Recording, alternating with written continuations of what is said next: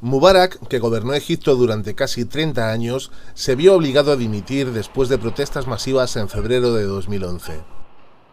Hosni Mubarak fue vicepresidente con 47 años del presidente Anwar Sadat en 1975. Había sido piloto de combate entrenado por la Unión Soviética, pero pronto se vio viajando por el mundo y moviéndose en las esferas políticas de Europa, Oriente Medio y África. Mubarak estaba sentado al lado de su mentor Sadat cuando el presidente fue asesinado por extremistas islámicos el 14 de octubre de 1981, al pasar revista en un desfile militar. Mubarak escapó solo con una lesión menor. 8 días más tarde juró su cargo como presidente, un título al que se aferraría durante casi 30 años.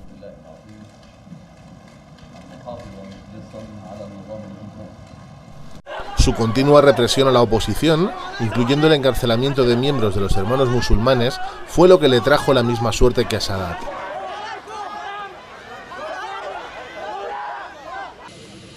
En 1995 regresó a El Cairo después de un intento de asesinato en Addis Abeba, Etiopía.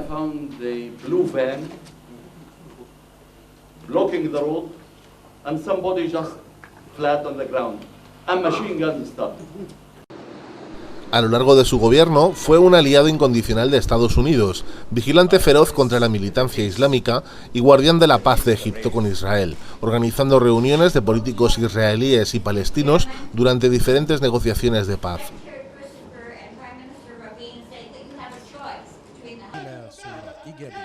En 2009, Egipto fue elegido como el primer viaje del presidente de Estados Unidos, Barack Obama, a un país de mayoría musulmana. Reforzado por miles de millones en ayudas de Estados Unidos a través de la paz con Israel, Mubarak se convirtió en un promotor fiable de la política estadounidense en Oriente Medio. Pero el propio país, Egipto, nunca estuvo sin problemas y sin protestas contra el régimen de Mubarak, ya que él continuó reforzando su control y autoridad. Las protestas contra el gobierno tuvieron un auge entre 2004 y 2005, y de nuevo en 2010.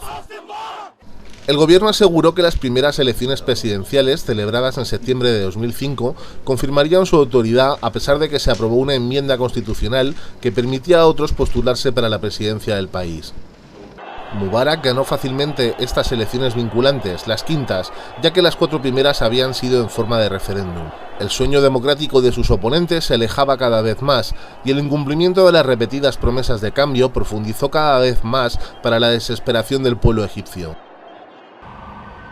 Incentivados por la revolución de Túnez en 2010, decenas de miles de manifestantes egipcios salieron a las calles, llenando la icónica plaza de Tahrir o de Liberación del Cairo durante 18 días de protestas callejeras sin precedentes. Los partidarios y opositores del régimen de Mubarak se enfrentaron durante las manifestaciones. Mubarak lo tenía complicado, ya que el ejército, que siempre había estado de su lado, le retiró su apoyo.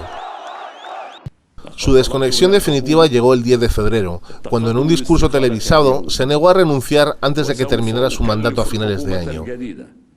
Esto terminó de explotar a las decenas de miles de personas que esperaban una renuncia. Pero al día siguiente renunció, huyendo a la localidad del Mar Rojo de Sharm el-Sheikh.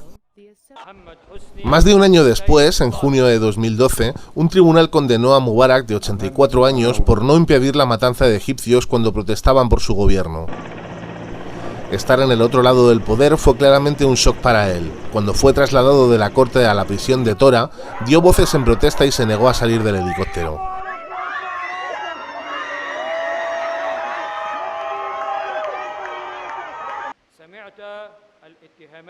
Tras el juicio, Mubarak fue condenado a cadena perpetua. Aún así, Mubarak mantuvo su inocencia. Niego todas estas acusaciones por completo, dijo a la corte. Pero incluso la sentencia no fue suficiente para muchos egipcios. Miles de ellos salieron a las calles a reclamar que el tribunal no lo había condenado a muerte y había sido absuelto por los cargos de corrupción. Así que un segundo juicio comenzó en abril de 2013 por la presunta complicidad de Mubarak en el asesinato de manifestantes. El juez dictó sentencia en noviembre de 2014, absolviendo al expresidente de la muerte de los manifestantes en 2011, así como de corrupción y enriquecimiento ilícito. estaba acusado de estos últimos cargos por permitir la venta y exportación de gas a Israel por debajo del precio del mercado. Desde entonces ha sido mantenido en un hospital militar en un suburbio del Cairo bajo arresto domiciliario.